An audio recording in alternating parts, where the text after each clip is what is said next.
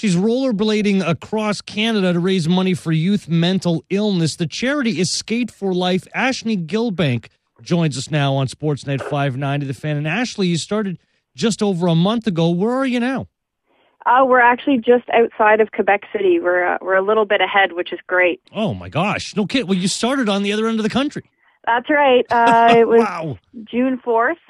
We took off from St. John's, Newfoundland, and I can't believe that we're already in our 5th province. That's amazing. That is amazing. Now, tell us how this all came about.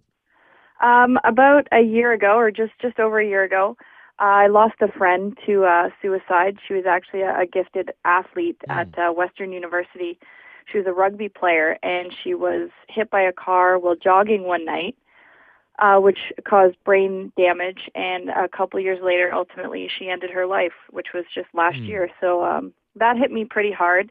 The same night that I learned about her death was actually the Do It for Darren awareness night for the Sens Flyers game. And I watched the opening ceremonies. I then left to go to my own hockey game, and that's when I found out about my friend. So I've always connected the two, and Do It for Darren is a cause that was started out in Ottawa by Luke Richardson, who is the assistant coach of the Ottawa Sens, and it was his daughter, Darren, who committed suicide at 14. So after that, I started doing research on athletes and suicide, which led to youth and suicide, and I just couldn't believe the facts that I was reading. The fact that it's the second leading cause of death amongst young people in Canada. This is a great endeavor, Ashley, for so many reasons, and certainly the inspiration with which you've put this all together. It has to be commended that you're doing this. It must be gratifying for you.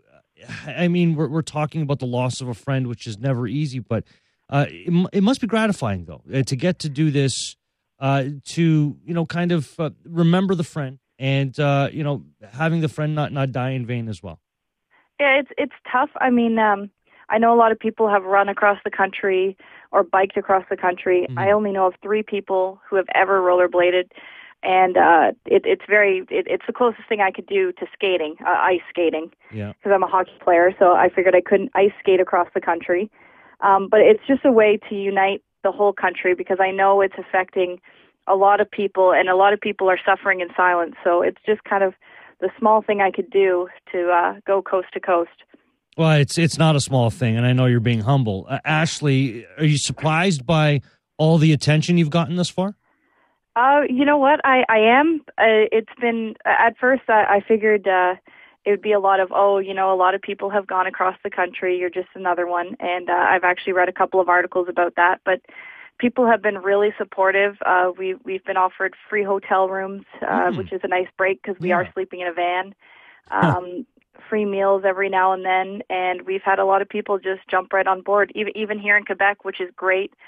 There's a little bit of a language barrier for us, but people are understanding and are really humble about it and just help us out when they can. What are you doing on the stops along the way? Assuming that there are stops, are you finding time or making time to make some stops? We are in certain areas. Yeah.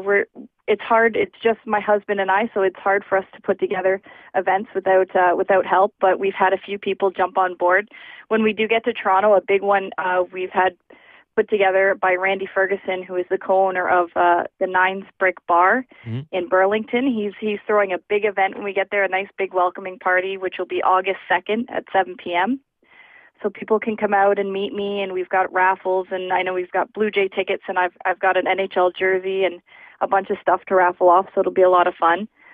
It'll be nice too, because you get pretty isolated just sleeping on the side of the road and going across the East Coast. So it'll be nice when we get to converse with a lot of people. Well, and it's great that you could have your husband along the way as well.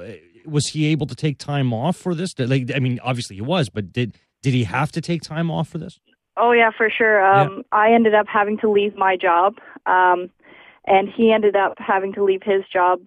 He was a little nervous. He's an electrician apprentice, but his work actually sponsored us. Yeah. And they've been very supportive the whole way. So I know when he gets back to Ottawa, they'll hire him back, which is fantastic. But yeah, we have we just have regular jobs. We pay rent. We don't have a lot of time or extra money. We just wanted, this was just something, a dream of mine, and he was right on board to help me see it through. What's been the biggest challenge so far? That's a good question. I get asked that a lot. If it's not the wind or the rain or the construction or how my legs are feeling, I'm going to say though it's my mental state. Yeah. It's sometimes the wind is just so powerful, especially in Newfoundland. It was ridiculous. But if I went at it with a clear mind and just faced it, I was okay. And other times, the weather is perfect and I'm just not feeling it. So it's just got to be how I tackle it each day. Ashley Gilbank with us on Sportsnet 590 The Fan. I'm Jeff Sammu. So let's talk about your favorite moment on the journey so far. What's it been? Ooh, I have quite a few. Yeah, good. Finishing my first province was probably my most triumphant moment, even though I didn't quite enjoy it because for the last 4 kilometers, the wind was over 120, 150 kilometers an hour. Wow. It actually took me an hour and a half to do 4 kilometers, which I can usually do in 15 minutes. Oh, my goodness. So I was actually crying. So when I finished, it was very triumphant, even though I didn't quite enjoy the moment fully. But looking back on it, I think that was the best. But there is one that really stands out to me. When I was in I was in Gander, Newfoundland, and I skated 100 kilometers to Grand Falls, Windsor in one day. And I haven't been able to do it since, but that was a pretty big moment for me. That's a fantastic moment. You're talking to somebody that won't look for the remote when he loses it. So that's pretty good.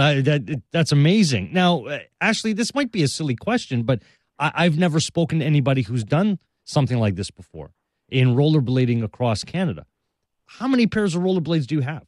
I only have one pair. Rollerblade is actually, they sponsored us. They're going to give me another pair when we get to Montreal. I only need one pair, but the rain does soak in the skates if it's for more than one day. So I'm getting a pair of rain skates to use. Yeah. But my skates are actually pretty intense. They're really big wheels, 110 millimeter wheels.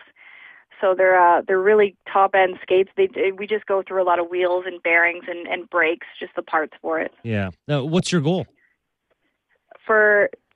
Financially, ultimately, what would it be? Ultimately, I'd like to raise $60,000 for youth mental health. I figure that's the amount that I'd like to make financially for myself every year. So why not make that? Yeah, sure. Now, how close are you? Honestly, I'm very far off that goal right now. We haven't had as many donations as I'd like. I'm hoping that some of the events, and once we get to Ontario, really draw in a crowd and people start donating. I know when we're on the side of the road, it's hard. Some people don't want to, pull over and give a couple dollars because, maybe they feel like it might not help, but it does. Even 50 cents helps. How can folks contribute? You can go to our website, which is skateforlife2012.com, and that's skate, the number 4, life 2012. We have a direct link to the D.I.F.D website, so everything is secure.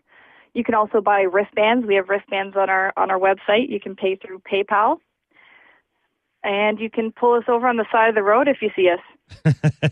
Well, excellent. We got to help you out, Ashley. That's what we wanted to do in talking to you here. What's the first thing you're going to do when it's all said and done? When I finish? Yeah. That is a good question. No one's ever asked me that before. I think the first thing I'm going to do is take a long hot shower, soak my feet. They hate me right now. Yeah, I guess so. So. Just want to sit and relax and enjoy yourself, Ashley. Well, Skate for Life, rollerblading across Canada to raise money for youth mental illness. Ashley Gilbank, congratulations on this. Good luck the rest of the way. Very proud of you, and just good luck. We hope you achieve your goal. Thank you very much. One thing I would like to mention is that a lot of people think that I must be an extreme athlete or, a really gifted athlete. I'm really not. I was actually overweight when I started this journey. Really? Yes, I've always wanted to be that athlete, but I've never played university sports. I've never been that high level elite athlete. I'm just an average everyday person.